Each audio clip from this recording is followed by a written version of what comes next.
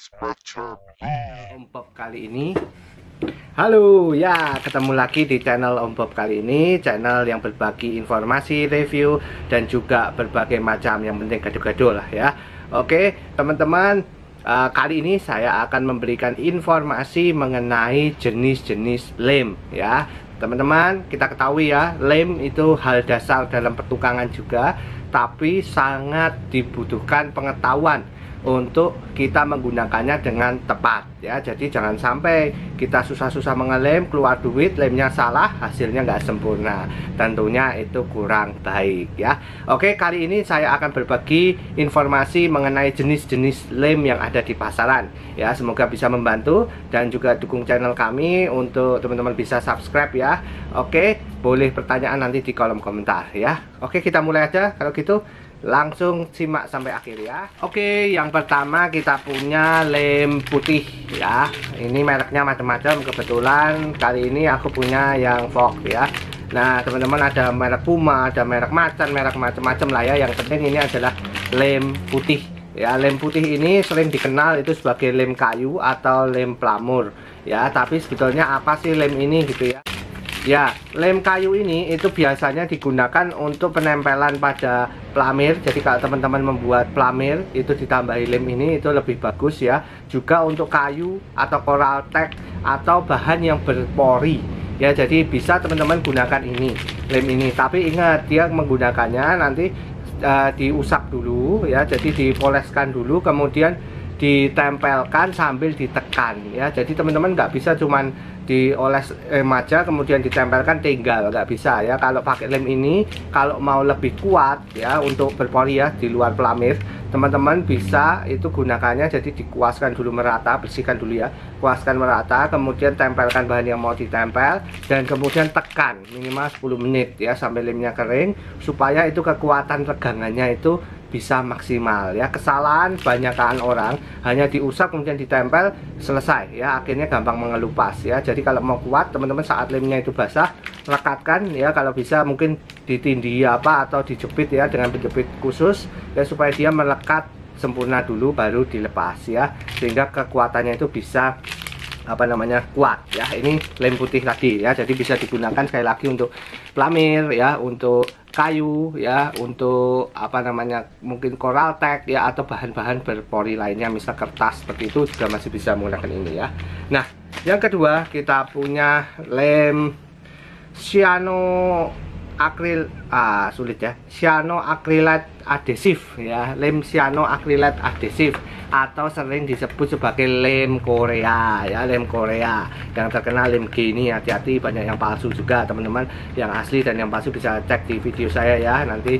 Nah ini teman-teman, ini disebut sebagai lem serbaguna ya. Jadi lem serbaguna, dia bentuknya jernih ya, seperti cairan jernih gitu, tapi memiliki daya rekat yang kuat ya, sehingga bisa disebut lem serbaguna ini. Hati-hati kalau kita ketetesan aja kita tempel gini, susah ya untuk kita lepaskannya. Nah lem ini itu bisa teman-teman gunakan itu untuk misalnya kalau ada keramik pecah ya, gelas pecah, itu bisa teman-teman pakai lem ini. Kemudian besi ya, kemudian metal ya, plat, itu bisa teman-teman gunakan ini. Ini lemnya serbaguna ya teman-teman. Jadi memang kamu bisa melekatkan plastik, karet ya, logam, kulit ya, juga keramik, itu bisa pakai ini ya. Tapi pastiin yang asli ya, karena banyak yang bodong juga ya. Nah teman-teman, ini disebut lem Korea atau lem serbaguna ya. Hati-hati penggunaannya.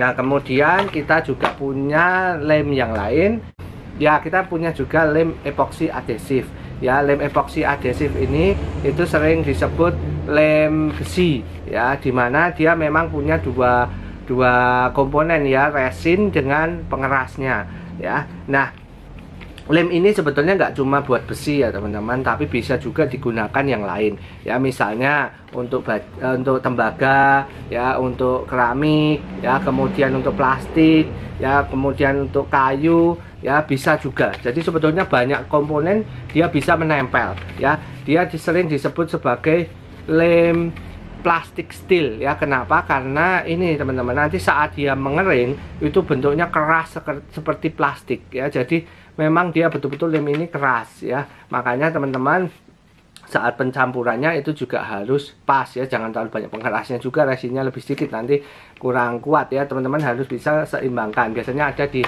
belakangnya ya cara pemakaiannya ya. Misalnya ini bersihkan dan keringkan, kemudian ambil resin dan hardener dalam jumlah yang sama, jadi biasanya 1:1 ya. Kemudian aduk hingga rata, dan sebelum 5 menit teman-teman harus sudah gunakan, karena begitu resin dan hardenernya dicampur ya, dia nanti akan mengeras ya, lemnya akan keras ya. Jadi ini sekitar 5 menit kerasnya ya. Nah kemudian dioleskan aja ya, kemudian digabungkan ya kalau memang nyambung ya, kemudian tunggu hingga 3 jam ya. Nah daya rekatnya yang terkuat itu 16 jam sebetulnya, jadi teman-teman biarin dulu, kalau bisa dipres ya dipres lebih kuat ya, nanti 16 jam baru teman-teman lepas atau gunakan, itu dia akan jauh lebih kuat ya. Jadi ini disebut lem epoksi. Kemudian lem yang ke 1, 2, 3, 4 ya. Lem yang keempat apa teman-teman? Kalau kita membutuhkan menyambung material yang plastik ya, seperti pipa ya, kemudian juga kalau misalnya punya saluran plastik yang butuh disambung, nah teman-teman sebetulnya ada lem PVC khusus ya, yaitu lem pipa ya. Jadi biasanya mereknya macam-macam ya, ada Wavin, ada True Glue, ada Isar Plus ya, banyak teman-teman mereknya. Nah ini adalah lem pipa ya, jadi ini lem khusus untuk perpipaan istilahnya seperti itu, tapi yang berbahan dasar PVC. Jadi misalnya teman-teman membuat instalasi air ya, kemudian takut bocor nih, nah saat menyambungnya itu teman-teman gunakan lem ini, jangan pakai lem cyanosid ya, atau lem Korea, atau mungkin pakai Dextone gitu ya. Jangan, lebih tepatnya teman-teman pakai lem yang pipa ya, yang khusus pipa ini. Jadi dia nanti memang lemnya ini bening ya, seperti lem uhu itu, cuman nanti begitu kering dia akan rekat sekali ya, dan juga dia anti air ya, sehingga airnya nggak bisa rembes ya. Ini adalah lem PVC teman-teman ya. Cara pakainya sama ya, jadi fitting yang akan di lem itu teman-teman betul-betul bersihkan dulu ya, kalau bisa kering ya, jangan basah ya. Kemudian segera kasih lem dan rekatkan ya. Karena apa? Karena begitu kena air dia akan mengeras ya. Jadi teman-teman gunakan lebih tepat saat kering ya.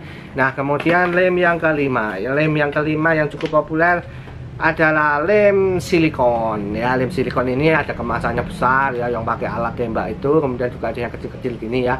Nah lem silikon ini apa teman-teman? Ini sesuai namanya, jadi seperti silikon nanti ya. Nah biasanya digunakan untuk mengelem kaca ya. Jadi teman-teman kalau misalnya mau bikin akuarium ya, atau bikin apa ya namanya, kotak dari kaca gitu, teman-teman gunakannya adalah lem silen ini ya. Jadi dia nanti akan mengeras seperti karet itu ya. Nah ada macam-macam, warnanya putih, ada yang bening, ada yang hitam ya, tinggal teman-teman kebutuhannya mau pakai warna apa ya. Nah misalnya lem ini selain untuk kaca, untuk apa lagi? Misalnya teman-teman memasang wastafel atau memasang granit ya, ya teman-teman bisa olesi pakai lem ini di nutnya atau di sambungannya ya, supaya lebih melekat ya. Seperti itu teman-teman, lem ini dia tahan air ya, jadi dia kalau untuk menambal misalnya ada kebocoran di sudut seperti itu bisa ya pakai lem ini. Tapi ingat, lem ini nggak bisa juga menempel di besi atau di apa, dia terbatas ya. Jadi penggunaannya teman-teman betul-betul kalau teman-teman membutuhkan silikon, itu baru teman-teman bisa gunakan lem ini ya. Nah kita punya lem apa lagi nih, ternyata jenisnya banyak ya lem ya.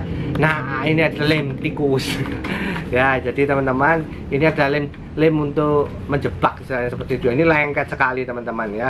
Jadi memang lem tikus ini itu kalau teman-teman keunggulan lem ini itu dia tuh tidak berbau ya. Jadi yang tadi kan itu mengeluarkan bau ya. Nah lem tikus, lem jenis tikus ini ya, atau lem hewan, lem apapun mereknya gitu ya, itu nggak berbau dia, kelebihannya dia juga jernih warnanya biasanya, sehingga kalau kita gunakan untuk menjebak hewan itu seakan-akan inderanya nggak menangkap gitu ya, nggak menangkap kalau ada lem di situ, sehingga terjebak. Dan lem ini sangat erat ya teman-teman. Kalau misalkan kita bikin jebakan kemudian kita injek sendiri aja susah nanti menghilangkannya ya. Nah ini kalau teman-teman mau menjebak ya, jangan pakai lem putih atau pakai lem pipa ya, tikusnya kabur ya karena bau, ada baunya. Kalau teman-teman lebih cocok cari lem tikus ya, bilang aja lem tikus gitu, atau lem hewan seperti itu teman-teman bisa dapetin ya. Di toko-toko itu ada ya, kalau mau belanja di Waskita juga boleh ya. Nah itu teman-teman, jadi ini non toksik dan tidak berbau ya, sehingga tepat sekali untuk kita menjebak hewan-hewan hama ya. Nah, kemudian apalagi ya, kita punya lem selanjutnya ada lem kuning ya. Lem kuning ini kebetulan saya punya dua merek yang cukup populer, yaitu AIKA Bond dan juga lem Fog. Nah, bedanya apa sih lem ini? Ya, lem kuning ini apa sih sebenarnya? Lem kuning ini sebenarnya basisnya juga air ya teman-teman ya.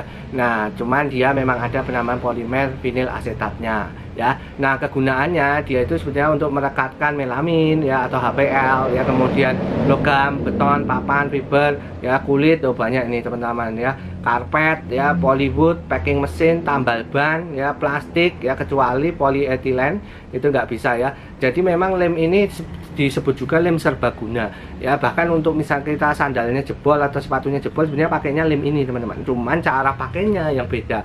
Misalkan kita sandalnya jebol gitu ya, nah teman-teman jangan cuma olesi satu kemudian direkatkan langsung tunggu sampai kering ya, bakal lepas ya. Lem ini berbeda teman-teman. Lem kuning ini kalau teman-teman mau pakai dengan benar, caranya adalah dua permukaan teman-teman olesi. Jadi permukaan A dan permukaan B teman-teman olesi semua, kemudian jangan tempel saat basah, tapi biarkan dia sekitar 2-3 menit, lemnya agak kering ya. Jadi kalau dipegang nggak langsung meler gitu ya, tapi sudah agak kering di permukaannya, kemudian rekatkan. Nah, rekatkan ini kemudian teman-teman bisa langsung press ya. Nah, itu bisa membawa kerekatan yang lebih kuat ya. Jadi teman-teman merekatkannya setengah kering, bukan saat basah ya. Itu lem kuning ini ya. Nah, selanjutnya kita punya lem apa lagi teman-teman? Kita punya lem bakar ya. Jadi ini teman-teman, nah ini kebetulan sudah tersetting ya. Jadi ini ya yang dilihat ininya, ini adalah lem bakar teman-teman.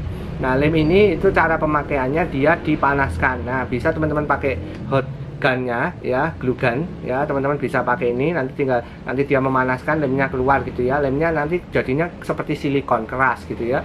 Nah, atau teman-teman bisa manual pakai lilin atau korek ya. Jadi dipanasin, meleleh, dioleskan seperti itu ya. Ini adalah lem bakar, biasa digunakan untuk berbagai macam juga ya, kerajinan seperti itu bisa ya. Kita punya apa lagi ya? Lemnya kita sudah berapa? 1 2 3 4 5 6 7 8 9. Nah, lem yang ke-10 teman-teman, lem kertas ya. Jadi ini lem khusus kertas ya teman-teman.